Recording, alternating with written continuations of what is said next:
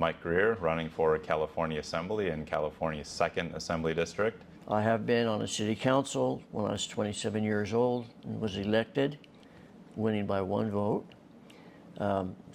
Stayed in that position for 2 years, but because of my work, I had to move up to from Gridley, California, up into Paradise, where I had an insurance license.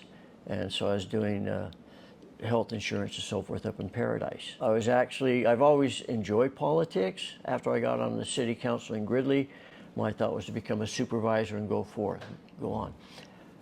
I'm married, been married for 52 years. I got 5 kids. Oh, wow. I had to go ahead and I had to raise a family. Yeah. And so I had to make sure I worked. So I am actually a special education specialist. I taught for 20 years in the same classroom. California Teachers Association union president. And I had about right close to 100 special education specialists in different areas. For the last few years, I was a service center chair for California Teachers Association, representing Colusa County, Sutter County, Yuba County, Nevada County, and Sierra County. Living in Paradise, we had the Camp Fire. Yep. We lost everything in the Camp Fire. And this was 2018. Just 2018. Right? Lost everything there. I saw you shaking Donald Trump's hand.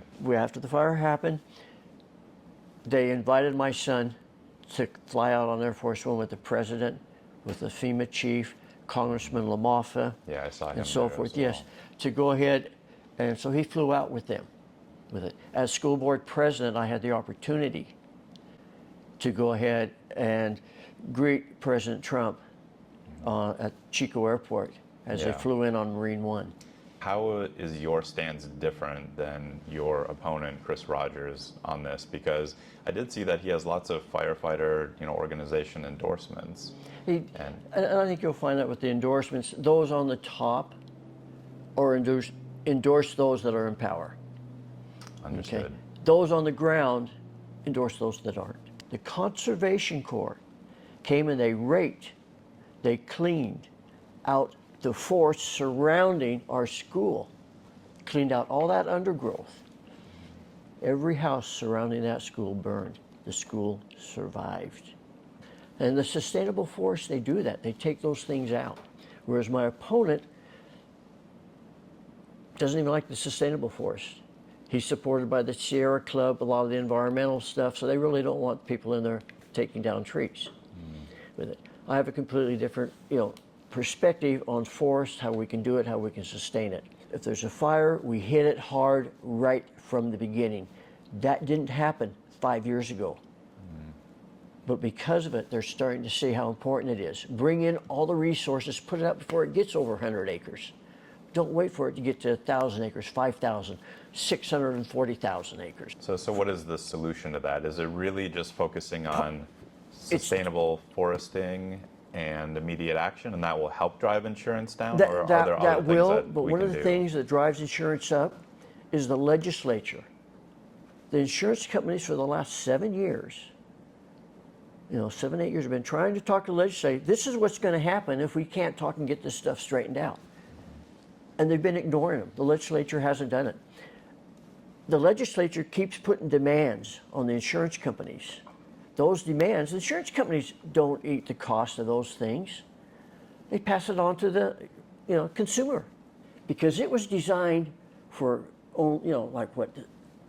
30,000 people when it was first designed. Sure. Okay, and now you've got 300,000 people, but the legislature's also trying to get them to say, okay, part of the things we want you to do is we want to know which homes have guns in them. So before you can write an insurance policy, you have to ask that question. And if they don't answer that question, you can't sell them insurance. So where do you stand on balancing environment, climate change, and cost of living? Okay. What I don't like is the mandates. One of the things that's happened in Santa Rosa is say, okay, you can't have a gas stove in your house. So it means you have to go with electricity, which is much more expensive, than natural gas is. And so what has happened, it has caused it to go up. California's green energy plan is bogus. It is not effective. It's the most expensive plan in the nation. we are not using hydroelectric enough. PG&E is shutting them all down in California. Why is that? Good question. Hydroelectric power is not considered green energy in the state of California. To me, one of the biggest problems is the cost of energy. Okay, anytime you want materials to build a house, it's got to be trucked there. Okay, so all that cost for that trucking is going up. All that goes back down into it. They're paying more for the materials.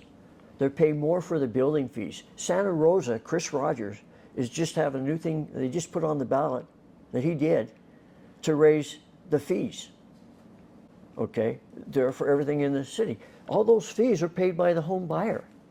Because all those costs go right back to the people that want to buy homes.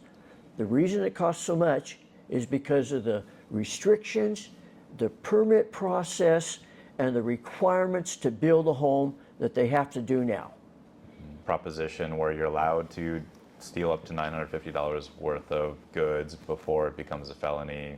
What's your position on it? Yeah. And I firmly believe, I don't care who you are, I don't care if you're Republican, if you're a Democrat, if you're Libertarian, Green Party, it doesn't make any difference. It doesn't matter if you're a teacher, if you're a student, if you're the president, it doesn't matter who you are, you need to be accountable for your actions. Chris Rogers is basically in favor of having California create a universal health care system.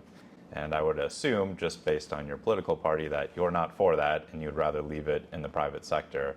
So how do you balance people not being able to afford care with making sure that everybody is covered? I think part of the problem that we have is not saying, come out and let's just change it all. Right now, Chris Rogers says, it'll pay for itself. No, it won't pay for itself. It doesn't pay for itself. But we need to take a look at it. We just can't jump into it and say, this is how we're going to do it no matter what, when we don't have the infrastructure. AB 1955 decide they want to be the parents of our children and to raise our children. Okay, I'm completely against it for a couple reasons. One, I believe in transparency. Okay, basically that school boards, teachers need to be honest with parents. Parents need to be involved in their education of their kids. Okay, they're going to lose that trust of the teachers. Parents and the voters that put in the school board are not going to trust the school board because they're trying to hide things. They're hiding it from them. You know, I've yet to see a study that shows how many students have been affected because their parents knew about it. I haven't seen that study. I want to follow the money. I want to hold them accountable. I know charter schools that would give money to the parents of their charter school to take their kids to Disneyland for educational benefit. Why should they give you their vote instead of Chris? You want me, someone that's going to watch what's happening, things to help you in your district, or do you want someone such as Chris Rogers that just put tax measures on the ballot in Santa Rosa so they can raise taxes on you, so your cost of living goes up? Do you want somebody that is so far left on environmental stuff that you're going to always have to pay those high prices and your electrical prices are going to go up? That's what's going to happen with Chris. You're going to see a continuation. It's time to change horses. If you don't put a change in the legislature right now, you're going to continue to see the same thing. It's not going to change. You want things to stay the same. You want things to keep increasing. You go ahead and vote for Chris Rogers. If you want somebody to stand up for you and say, things need to change. We need to change education. We need safety. You know, we need to fund the police. You know, we need to find viable options for homelessness, for health care. You know, we need to find these things. Yeah, and I'm very much, you know, in favor of the Second Amendment, no question about it. You know, I don't like to see my rights taken away one step at a time. They're not trying to take away the guns from the gang members. Mm-hmm. You know, they're not doing that with it, you know. I asked them real simply, in any of these shootings, were any of them NRA members? But yet you vilify the NRA, but yet they're the #1 organization teaching gun safety. I'm not out to burn people.